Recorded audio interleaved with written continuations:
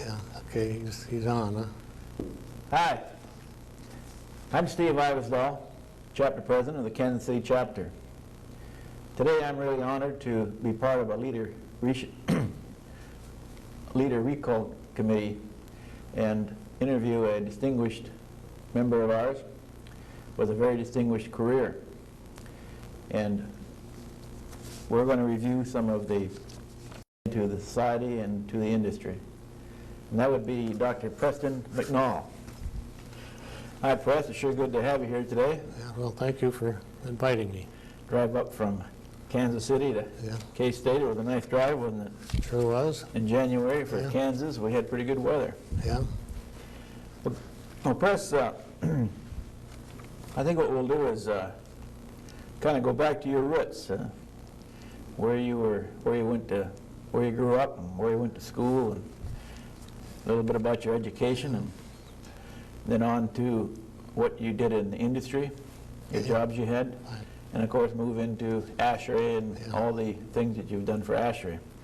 So why don't we start it out with, tell us about how you got started in life, I guess. Yeah, well, I was born in Madison, Wisconsin. My father was a professor there and at the University of Wisconsin, so throughout my early career, there was no question that I was going to go to university somewhere. Oh, yeah.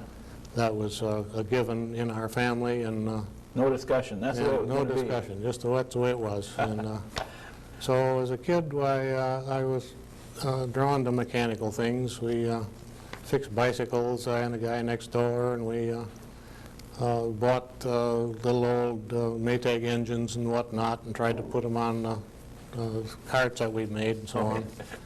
And I and a guy I worked with in school built a soapbox derby racer in Madison, Wisconsin in 1938 or so. And we won the local race in Was it motorized, or? No, just the one coast down the hill. Oh, yeah. The And you won soapbox it. derby. Good. We won it, and we went to Akron, Ohio for the Nationals. We didn't place there at all, but that'd give you an idea of the background that I had and the interests. So, how old were you when this all happened? Were you just high school, or? Yeah, it was high school. Times. So there was no question that I was interested in engineering things. And after graduation from high school, I went to the University of Wisconsin in engineering.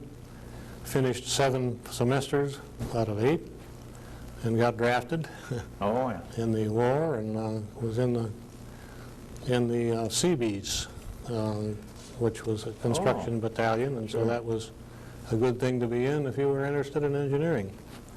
And I finished my small career in the Navy at that point, and went back to finish my degree at Wisconsin, and then I went to graduate school at Purdue and finished a master's and doctor's degree there.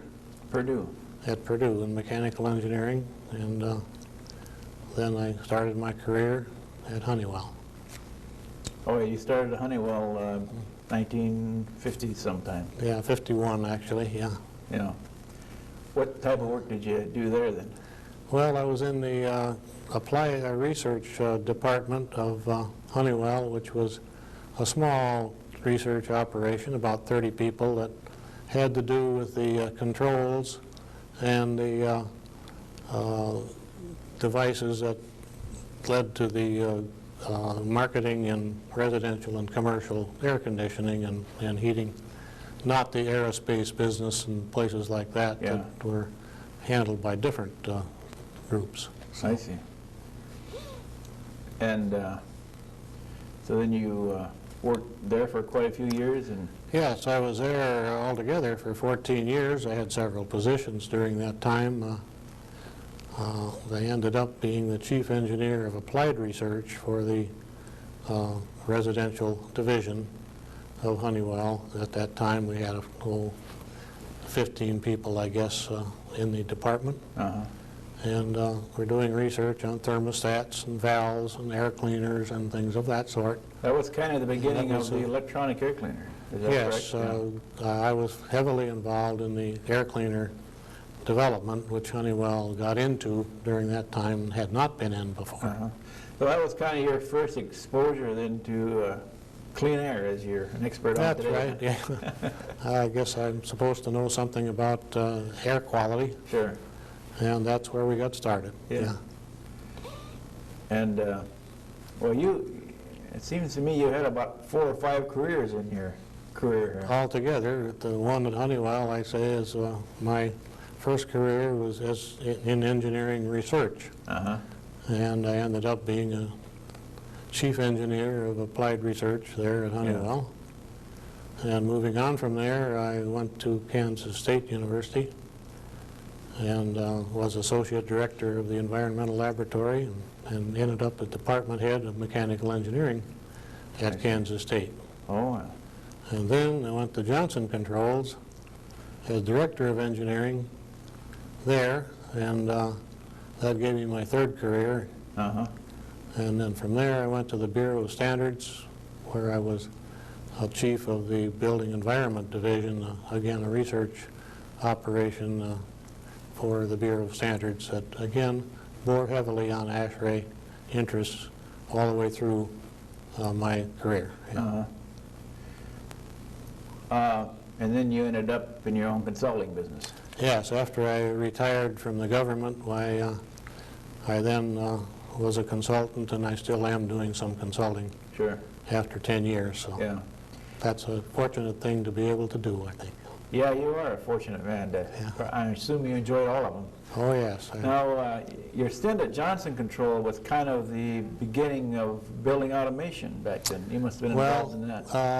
That was, I was a mechanical engineer, and of course, at the time, Johnson and other control companies were moving into the electronic systems of control and of data handling and so on and so forth.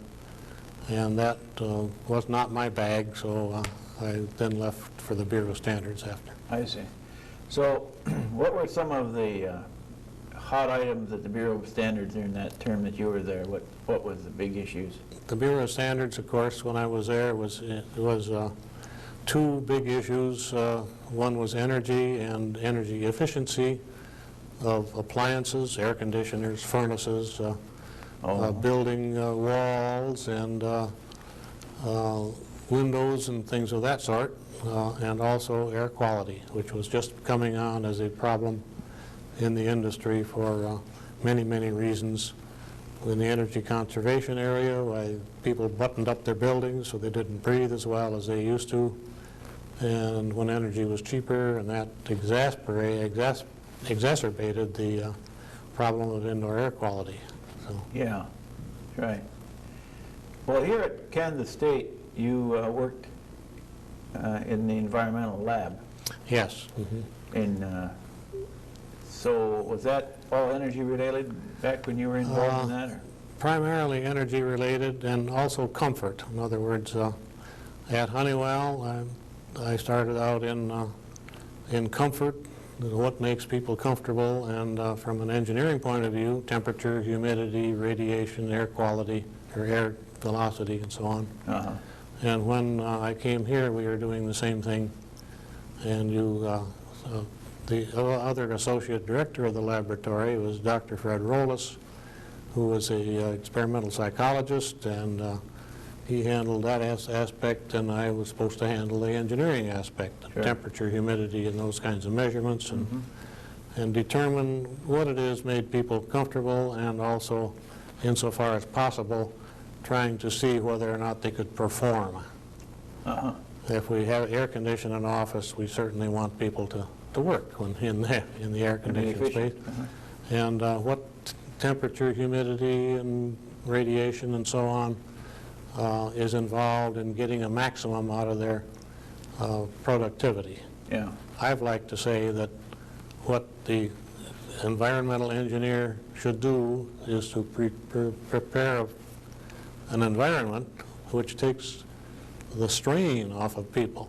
They don't sweat, they don't, they have to vibrate, they don't have noise, they don't, so that they can take the stresses off them as people, and then they can work. They can work better. That common sense tells you that. Throughout the years, there have been experimental works, which I have done some of, trying to analyze what it is that makes people perform better than one environment than another. It's a very difficult job, and I say it's not well understood at this point. We all know when we're uncomfortable. Your job is to figure out why. We all know that, and we ought to figure out if we're uncomfortable, does it bother our performance? Yeah. And it's what's making us uncomfortable is probably a big key. We think we know. Yeah, we think we know. What were some of the things that might have surprised you about the human body when you got involved in that? Well, I think the important things from an engineering heat transfer point of view is the body is 3 or 4 feet tall, even if you're seated down, and a little taller if you're standing up. And the convection that flows over your body, the natural convection through which you lose heat, is the convection coefficients are quite low with great big bodies like that compared to little things. Sure. And that and radiation, when we sit in a room at home, we have a picture window over here, and that gets cold in the wintertime, and we radiate to that. And so the radiation and the convection, so on, needs to be understood so that we can provide an environment that people will be satisfied in. Good. Well, you know, as you and I have discussed today, and I think in the past, you had 5 careers. Did I count them right? Yeah, I say 5 different. But there was something that brought it all together, and it sounded to me when you were talking, ASHRAE kind of brought it together for you. Yeah. Because you went from one through an ASHRAE contact, next thing you know you're at another one. Why don't you explain how your ASHRAE contacts and moved around? In my undergraduate work and my graduate work, that was in heat transfer. It did not have anything to do with HVAC as such. Sure. It turned out it was a very good background for heating, ventilating, and air conditioning. And when I graduated and went into the job market, Honeywell made me an offer. I liked Minneapolis, and I knew Honeywell. It's a good reputation as a good company to work for. And it sounded interesting, so I went to work for them. And there was when I got my interest in HVAC. Originally, I was involved in the research operation, looking at thermal comfort, what made people comfortable insofar as we could tell. And therefore, I got interested in ASHRAE. And that was my first experience with ASHRAE, was Technical Committee on Thermal Comfort. Thermal comfort. And that was one of the technical committees. Honeywell's 90 or 100 of them now. Or, excuse me, ASHRAE's. 90 or 100 of them now. And they were available to anyone who wanted to study a particular subject, comfort in this case. And so you could go to the meetings, attend the committee meetings, you could meet the chairman, you could contribute if you had anything to say, and if you did contribute, and of course this was part of my work at Honeywell, then you got asked to be on the committees. Next thing you know, you got a job. Next thing you know, you're on the committees, and that's how I got started in ASHRAE, all on my own. Nobody had to tell me what to do or how to do it. Nobody had to stand at the door and see if I was qualified to get in, because these are open meetings to anybody, and that is one of the strengths of ASHRAE. Any member can come in and sit down and listen. Any member can come in to any committee meeting, and I never thought of that way before, but that is a strength, isn't it? You don't have to have any pass. All you have to do is pay the guy at the door or whatever the little fee is and come in and sit down, and you can listen all day. That's how I really got started in ASHRAE, was through those technical committees, which anyone can go to, and you meet people there that are doing similar work to yours. You contribute to the committee's activities, and you learn a lot and can contribute as well. But so with your ASHRAE activities, and then as you wanted to expand your career, wasn't it an ASHRAE contact that moved you to your next career? Yes, that, of course, if we want to talk about people who had affected me in ASHRAE, I would say my first so-called person who affected me was Vice President John Haynes of Honeywell.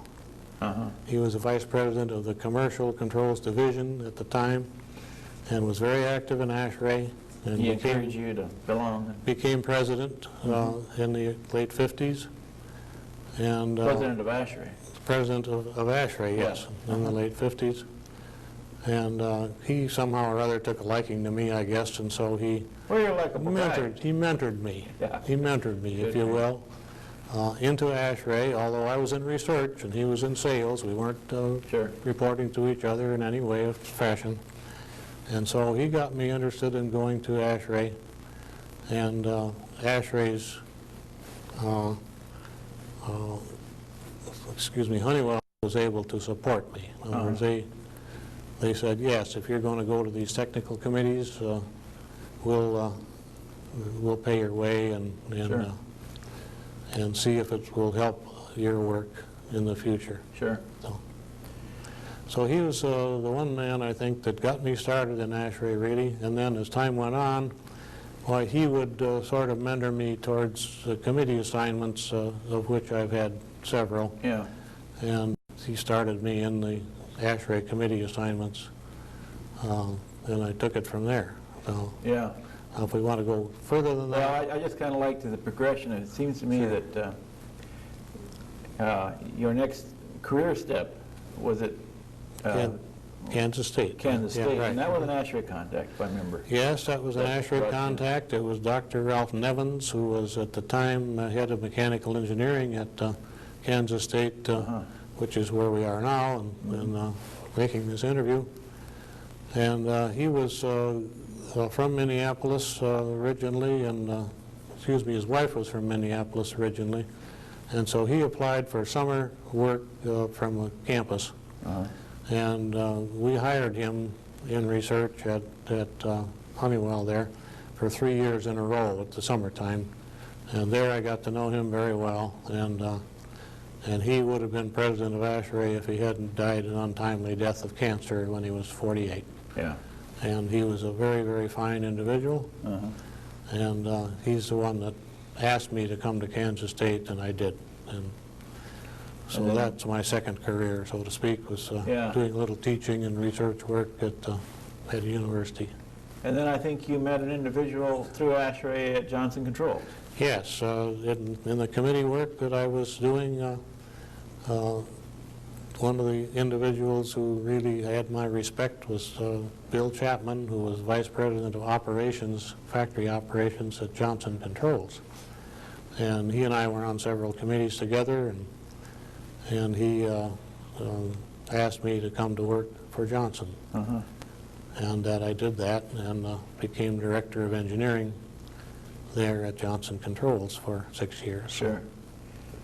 Then you knew someone from the Bureau of Standards through ASHRAE. Right, then through ASHRAE I knew Reese Achenbach, who was Director of the Chief of the Building Environment Division at the Bureau of Standards, and also Clint Phillips, who was a past president of ASHRAE. And Reese Achenbach was a past vice president of ASHRAE. And he was retiring, and so they were looking for a replacement, and that's how I happened to go there. So really ASHRAE has been heavily involved in my career and in my talking to various people and working with various people. Sure. And certainly I have a lot to give to ASHRAE, a lot of credit to give them for my own career. Yeah. Well, I think maybe the point might be you gave a lot and then you got something back. You weren't looking for anything back, but it just happened that way.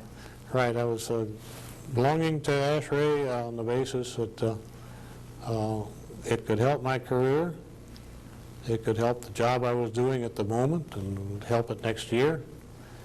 And one of the bonuses that came about from my belonging to ASHRAE is knowing many, many very superior people that are very active in ASHRAE and I consider them great friends now, and a very great personal bonus from belonging to ASHRAE. That's so a beautiful point. It helps you out. It helps you in your job, and you get to know these wonderful people. Yeah. And what more can you ask for, except that they go around to nice, interesting places like San Francisco and Montreal and New Orleans and so on. Yeah. Yeah, Pat and I've always enjoyed. That's a lot of fun too. Yeah. Tell me a little bit about your. We got a limited amount of time, but tell me a little about some of your technical committees that you worked on. That were kind of the highlights. I got to say highlights because you served so many of them. Yeah. Well, the technical committees, not so many technical committees. These are more. I was in the comfort technical committee. Yeah. And the air cleaning technical committee, particulate matter air, and the ventilation technical committee. All three of those have standards, and I was involved in the standards writing for those standards on air quality, comfort, and particulate matter, air cleaning. Sure. And air quality. Yeah. You were involved in TC 1.4. Control. That's a controlled theory, which, in fact, I call it the comfort committee, which is my word for it. Yeah. That's probably what they called it at that time. Yeah. But I'm very interested, and I keep track of what that committee is working on today. And what kind of things were they working on? What the 50s you were on, huh? Well, they were trying to get a better understanding, I think, of the thermal effect on people. And so the idea of how much convection do you have, how much radiation, how much evaporation takes place from people under various conditions was the name of the game, and to try to quantify that and to get it down so that the specifications on the thermal comfort could help people in developing new equipment for providing environments and so on. Sure. Well, you've just had a tremendous amount of awards from ASHRAE. You were elected fellow in '75, huh? Yeah. And the Andrew T. Boggs Service Award in '91. Tell us about that a little bit. Well, in order to get that award, you have to also be a distinguished service member, and I was that in what, '72 was it?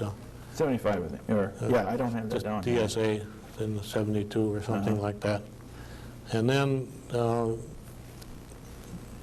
by being on these committees for various times and on various chairmanships or vice chairmanships or whatnot, you get accumulated credits for those. Sure.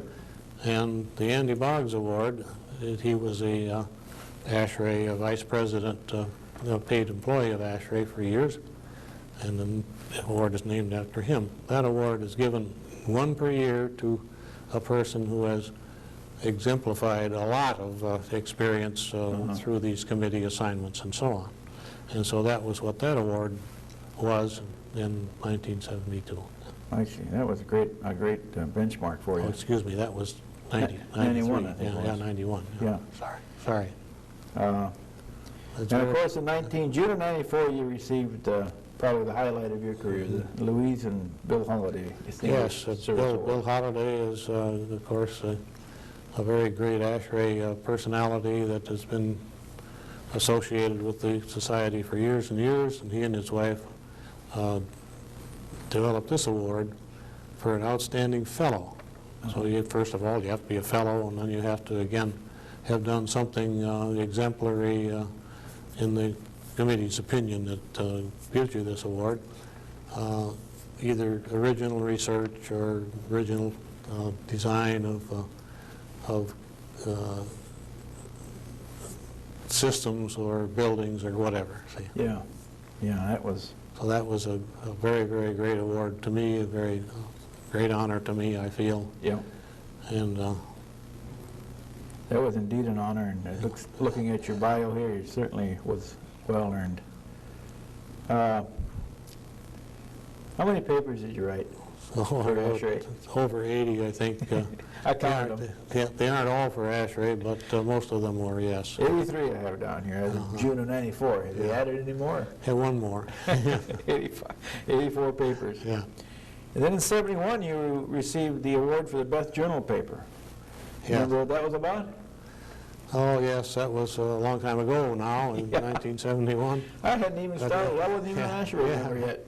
It had to do with thermal comfort again, and the idea of a person being subjected to radiation at different levels from different sides. In other words, you could have something really hot on one side and cold on the other, and the average would be fine, but how much of it would affect you, your comfort, because of this unbalance in the environment. So that was that paper, yeah.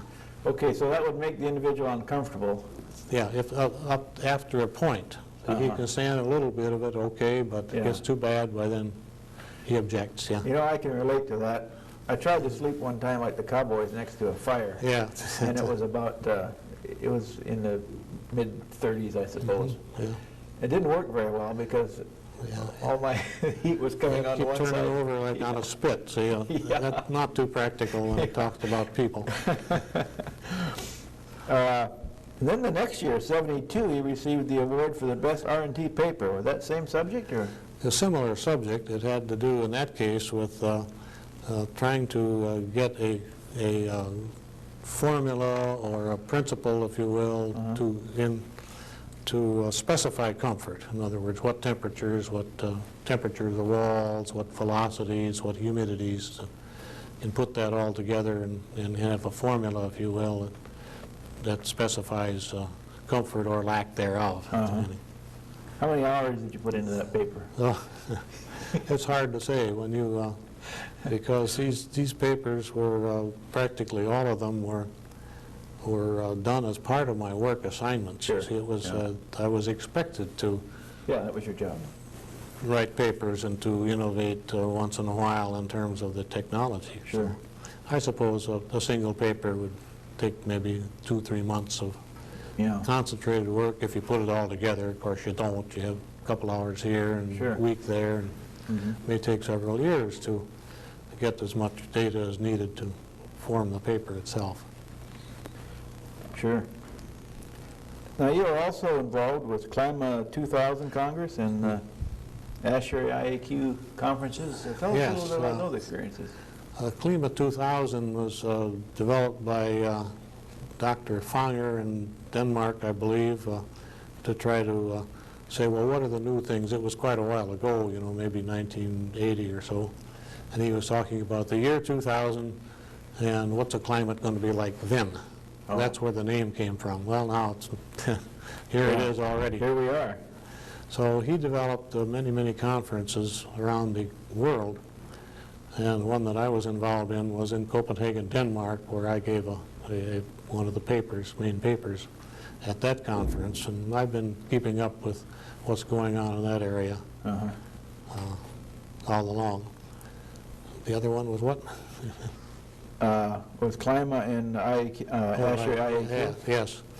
IAQ came along as an interest to ASHRAE, and so ASHRAE started a series of conferences aside from their regular annual and semi-annual meetings. Yeah, I remember that.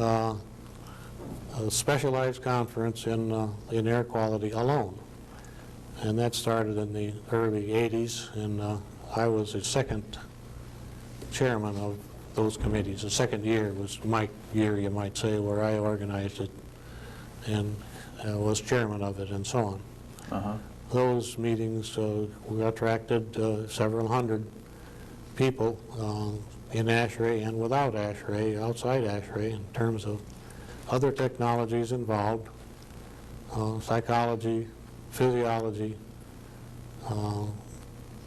particulate technology, and so on. So that was the beginning of Standard 62? No, Standard 62 was a long-standing. That's true, that's right. It's been around. It started as a non-ASHRAE publication in the 1950s, I guess, and ASHRAE took it over and rewrote the standard in ASHRAE terms in 1973. I see. And I was on the committee that did this first revision, and I've been on the committees ever since, so to speak. Well, you look back on some of your ASHRAE experiences. Tell us about an event that was humorous. I think the one that stood out most humorous to me was perpetrated, if I can use that word, by Frank Bridgers, who was a presidential member from Bridgers and Paxton in Albuquerque, New Mexico. Oh, yeah. No, and he had a twin brother. Yep. And so at the inauguration where he was installed as president, his twin brother was the one that was installed. And only Frank come out from behind the curtains, and they met each other. And I never heard that story. It was really very, very humorous. Doesn't happen too often, I guess, in ASHRAE. Yeah, Mr. Bridges had a lot of stories about he and his twin brother. Yeah, I believe his twin brother was a football coach. Yeah, right. College football coach. Yeah. Well, we've talked a lot about ASHRAE, about your career. What other interests did you have outside of work? Oh, outside of work, I guess I'm no different from anyone else. I like to go camping and fishing. I saw a canoe hanging in your garage. Right. And we have canoeing in the boundary canoe area waters of Minnesota and in the Quetico of Canada. Oh. Going on canoe trips where you carry everything with you, your tent and sleeping bag and all that. You were big into that? And yes, I used to do that for maybe a week or two every summer for a while there. Yeah. And it's very enjoyable, and the fishing was enjoyable. And didn't have any ASHRAE friends join you on any of those trips? Yes, we had an ASHRAE, well, not an ASHRAE, but a Honeywell fishing party. Oh. Where half a dozen of us, or 8 or 10, would go up every year for 2 or 3 days in Canada to do some fishing. So. You know, I think that's still a tradition up there. It still is, yes, you're right. They're still doing that. I know some of the guys that do that. They don't invite me anymore. No. Well, you mentioned one of ASHRAE's strengths was it was open to anyone who wanted to come and make a contribution to meetings. Tell us what else, all these years with ASHRAE, what's some of the other strengths that you would have to say that made ASHRAE as strong as it is today, and what will keep it strong, and then we go into the 21st century? Well, that's a very difficult question to ask. Question, but ASHRAE is its people, and the people that are involved in ASHRAE are typically pretty bright. They work hard, and they're dedicated. And if you put that bunch together, then something good is likely to happen. ASHRAE, of course, does $1 million worth of research each year that advances the state of the art in various ways, equipment-wise, specifies on things like thermal comfort and air quality, and so on. So that that is the strength of ASHRAE that I see it, is that they're going to be on top of things. Keep attracting good people. Keep attracting good people, and they'll do good things. Yeah. Sure. Well, before we wrap up, are there any other points or people or issues you'd like to bring up or reminisce about, perhaps? That's a little hard. I think that over the years, ASHRAE has gone from a heating. When I went to Honeywell, it was more or less heating. Heating. And just not too long afterwards, air conditioning boomed in the residential market as well as the commercial market. Sure. And then the advent of the technology of solid state, giving us better controls, cheaper controls, smaller controls, more flexible, is a big thing for the society. And air quality, of course, with the problems we have with that, and of course the CFC business with the ozone layer. Yeah. All of those things are important and have occurred since I started going to ASHRAE, I guess. Yeah, there wasn't any concern about ozone when you started. No. Global warming was... There was concern about ozone with devices that made it and put in your house, yeah. The electronic air cleaner Right. was an issue with too much ozone. Electronic air cleaner made some ozone, but we tried to minimize it, yeah. Sure. Well, we sure appreciate you taking out the time and coming over here to Kansas State today and sharing all this with us. And so it's been really great reviewing your career and all your accomplishments. Yeah, well, certainly my pleasure to be here and talk to you about it. Thank you very much. Okay, thank you.